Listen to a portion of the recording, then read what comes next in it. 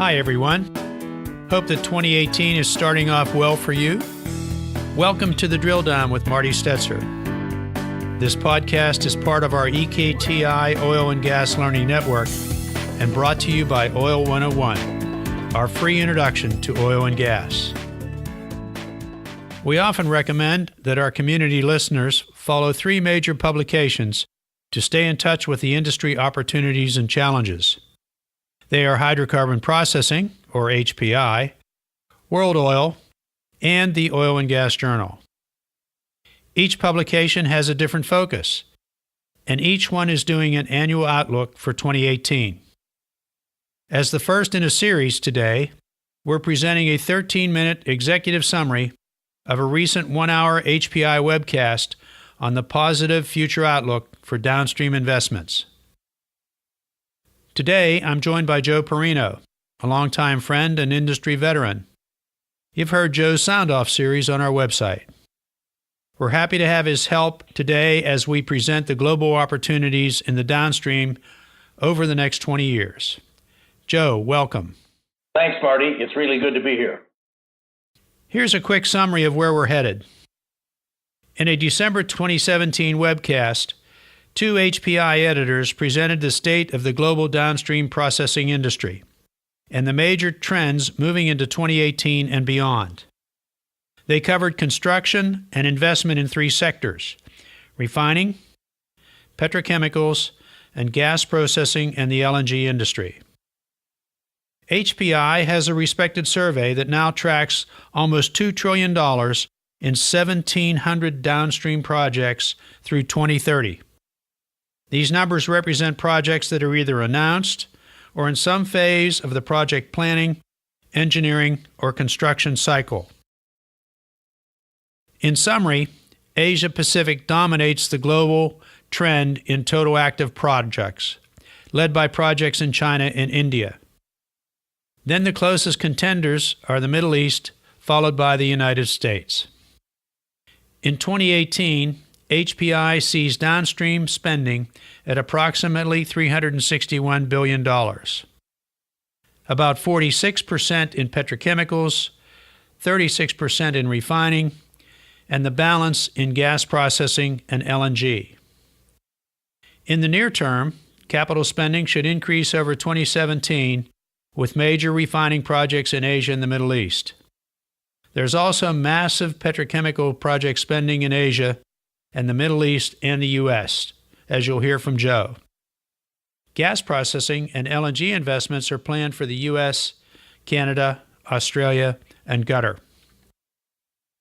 Let me turn it over to Joe to cover the refining and petrochemical presentation made by Lee Nichols, an editor and associate publisher of HPI. Joe?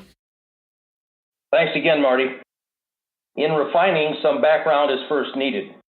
Depending on the forecast, global oil demand is expected to increase from 95 million barrels per day in 2015 to somewhere between 99 and 102 to 103 million barrels a day by 2021 or 2022. Within that same time frame, HPI is tracking about 7 to 8 million barrels a day of new refining capacity that should begin operation. Now, over the past year, that is 2017, some 70 new refining projects were announced. The majority of these projects, about 60, will be located in the Asia-Pacific and Middle East regions. There's an increase also in the integration of refining with petrochemical operations, especially in grassroots projects. There are also numerous investments to increase energy efficiency, crude oil processing flexibility, sulfur reduction, and a number of other initiatives basically making refineries more complex. China is continuing to build out their refining capacity. Some will be the largest in the world. We're also seeing a big and new trend in China, and that is integration of refining and petrochemical operations. I should add also that the major refiners in China are squeezing out these small teapot refiners who have been disrupting the market with non-spec quality products. Now for petrochemicals. HPI sees strong growth in the petrochemical sector through the rest of the decade. In 2017, 50% of the announced downstream projects were petrochemicals. HPI now tracks more than 330 new petrochemical projects announced over the past 3 years. And they represent well over $100 billion in total capital expenditures in Asia Pacific, the US, and the Middle East. Those three regions combined equal about 70% of all the total active petrochemical projects, roughly 325 projects. There is some concern about overcapacity in the US. However, the growing demand in Asia Pacific will be met by billions of dollars of new petrochemical capacity, one way or the other. About half of the Asia Pacific petrochemical projects are in China. To satisfy demand, China will add nearly 15 million tons a year of ethylene capacity by 2025. The majority of the plants will also produce polyethylene. There's also a big surge in demand for polypropylene. To satisfy the polypropylene demand, China has also invested heavily in the construction of unconventional processing units like coal to olefins, methanol to olefins, and propane dehydrogenation plants. The U.S. petrochemical industry is in the midst of one of the largest expansions ever to occur in North America, building an incredible amount of ethylene and ethylene derivative capacity. Most of that product will flow to Central and South America, continuing the trend that refining has of exporting refined products to Central and South America due to their limited refining capacity.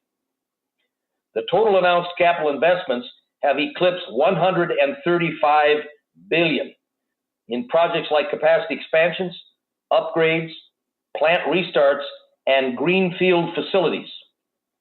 A very large percentage of that U.S. investment will be made by foreign firms, such as Saudi Aramco partnering with ExxonMobil here in the Gulf Coast. The leader in the Middle East for both refining and petrochemicals will continue to be, of course, Saudi Arabia. They intend to nearly triple their production of petrochemicals from about 12 million tons per year to roughly 34 million tons per year by 2030. Thanks for that summary, Joe. Now, on to the LNG story. It was presented by Adrian Bloom, an executive editor of HPI and the editor of Gas Processing Magazine. According to HPI's data, current global LNG production capacity is just under 340 million metric tons per year. By contrast, 2016 LNG demand was measured at only 265 million metric tons. This obviously shows a large oversupply imbalance. Adrian then covered each major supply point that was considering expansions. Some of the expansions that are on record are equivalent to a new LNG train coming on stream every 2 or 3 months over the 4-year period from 2016 to 2020. For example, in 2017, the U.S. alone announced over 40 LNG export terminal projects. This accounts for an investment of about $200 billion. By 2020, HPI expects about 72 million tons per year of LNG capacity to begin operation in the U.S. A January 21, 2018 FuelFix article cited that the U.S. could become a net exporter of natural gas in 2018. This would be for the first time since 1957, now due to an increased sale of LNG and natural gas to Mexico. Additionally, the U.S. is already shipping LNG to at least 20 foreign markets. This is thanks to the booming U.S. natural gas production unleashed by the so-called shale revolution. Canada has also announced over 24 LNG export terminal projects at a cost of more than $170 billion. However, only a fraction of that amount could be built. There have been project delays due to stringent government regulations, a lot of public opposition, infrastructure constraints, and the current global glut in LNG supply. Australia is currently the world's second largest exporter of LNG after Qatar, thanks to the startup of 3 new large export projects in Queensland. Australia could overtake Qatar as the world's largest exporter of LNG by 2019. However, in July 2017, Australia established a law that allowed the government to limit LNG exports if the domestic power market is not adequately supplied. That law will remain in effect through 2022. If the export limitation is ever triggered, it could potentially put an estimated $50 billion of LNG investments at risk. Finally, Qatar is also planning brownfield LNG expansions that could shut down Australia's ambition to become the #1 LNG supplier. Qatar produces about 86 million metric tons per year of LNG today, but the planned expansions could take its output to 100 million metric tons. New types of projects are being considered to take advantage of the stranded gas reserves offshore Australia and elsewhere, such as small-scale floating LNG vessels and small-scale development of onshore LNG terminals. These would be built from modular components, and they offer a much quicker time to market. So there you have it. Thanks to HPI's annual investment survey, there is a very positive outlook for capital investment and related job opportunities in refining, petrochemicals, and LNG. We're really happy to have Joe's input and help as we presented this executive summary. Joe, anything to add before we wrap up? Yes, Marty. As you pointed out earlier, things are looking up for the HPI. We have relatively low natural gas prices here in North America, which is fueling petrochemical investment and LNG plant construction. We have a relatively healthy oil price now in the low 60s. We have surging petrochemical investment, not only in the Middle East and in Asia Pacific, but we see it right here in our own backyard in the Gulf Coast from the likes of Phillips 66, LyondellBasell, and ExxonMobil. But not only here, but for the first time up north in your old hometown of Pittsburgh, where Shell is building an ethylene cracker. So things have indeed changed, and things are looking up certainly in the near term. If you would like the link to the actual HPI webcast, just drop me a note. We will also let you know when our 2018 Upstream Outlook from World Oil is scheduled.